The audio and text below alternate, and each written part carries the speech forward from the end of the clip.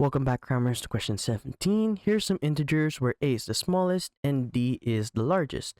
The mode of the integers is 9, the median is 8, the range is 4. Work out the values of a, b, c, and d. Now, when dealing with mode, median, or range, we arrange them from smallest to largest. And as seen here, if a is the smallest and d is the largest, it's already arranged in chronological order. Let's start off with mode. The single most common integer is the mode, and since the mode is 9 and the most common is d, we can assume that d is 9. The median of the integers is 8, so the median is simply the middle two combined and divided by 2. So we know that c plus d divided by 2 is equal to 8.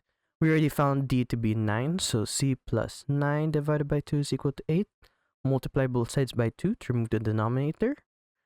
C plus 9 is equal to 16. We bring 9 to the other side. C is equal to 16 minus 9. That means C is equal to 7. And the range of the integers is 4. So the range is simply the largest minus the smallest.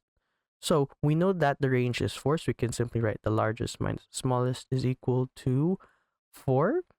Since it's arranged in chronological order where D is the largest and we already found D to be 9, we can simply write 9 minus smallest is equal to 4.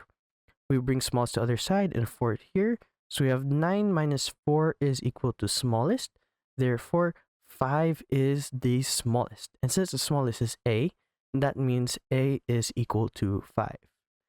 Now, we still have to find B, and it's given here that these are integers. So we simply have to find an integer between 5 and 7. The only integer between these two is 6.